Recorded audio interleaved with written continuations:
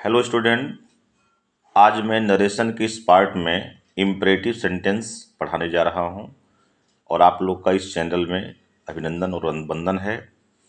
देखिए, आज मैं नरेशन के इस अध्याय में इम्परेटिव सेंटेंस को पढ़ाने जा रहा हूं कि इम्परेटिव सेंटेंस को कैसे इनडायरेक्ट में बदला जाता है। तो देखिए, पहले इम्परेटिव सेंटेंस को इनडायरेक्ट में बदलने से पहले पहचान कर लीजिए कि इम्परेटिव सेंटेंस कैसे होते हैं, किस प्रकार के होते हैं। एक नोट है इसमें कि जो वाक्य वर्ब के फर्स्ट फॉर्म से, यानी इसको समझने का प्रयास कीजिएगा कि जो सेंटेंस यानी जो वाक्य वर्ब के फर्स्ट फॉर्म से, डू नॉट से, प्लीज से, काइंडली से, ऑलवेज से, नेवर से, लेट या लेटेस्ट से प्रारंभ होते हैं, उनको इम्परेटिव सेंटेंस कहा जाता है। गाइज, आप इसको समझ गए होंगे। और एग्जाम्पल के माध्यम से देखिए, पहला वाक्य पोस्ट दिस लेटर। पोस्ट क्या है? वर्ब का फर्स्ट फॉर्म है। यह कैसा भाव दिखा रहा है? ऑर्डर का। दूसरा है मार्च फॉरवर्ड, आगे बढ़ो। यह कैसा भाव दिखा रहा है? कमांड का, आदेश का। तीसरा है डू नॉट वॉक देयर।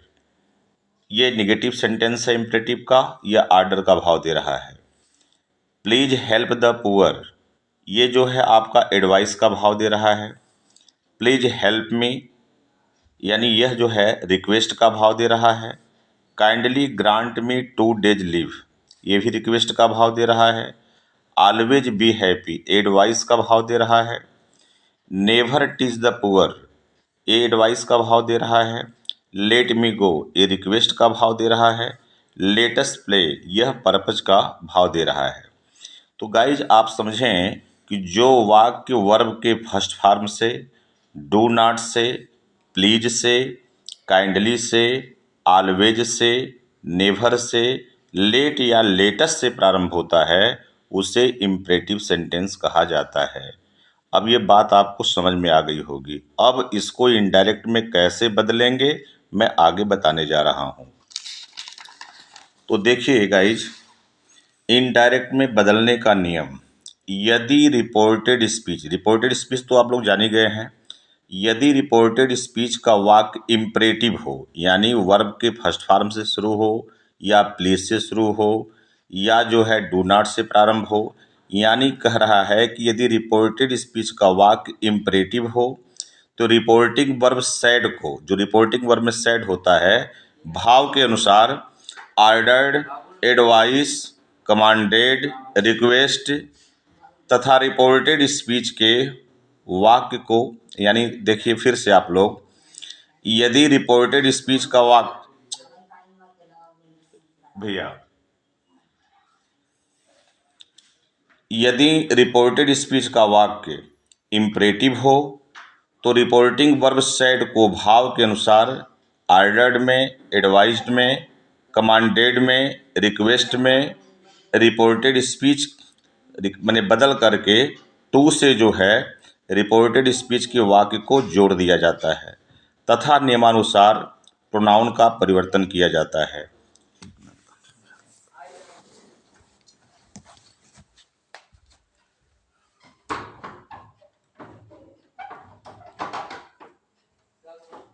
हम वीडियो 2 मिनट के बाद वीडियो बनाओ। हाँ, बस शांति।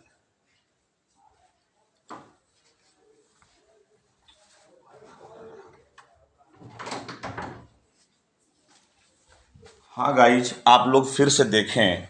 दरअसल मैं बीच में वीडियो रोक दिया, कुछ ऐसे कार्य पड़ गए। अब मैं आपको फिर से समझा रहा हूँ कि यदि रिपोर्टेड स्पीच का वाक्य इम्परेटिव हो तो रिपोर्टिंग वर्ब सैड को भाव के अनुसार एडवाइज्ड में, कमांडेड में, रिक्वेस्टेड में या ऑर्डर में बदल करके टू से वाक्य को जोड़ दिया जाता है तथा कामा को हटा दिया जाता है, और जो प्रोनाउन का परिवर्तन है उसको नियमानुसार किया जाता है।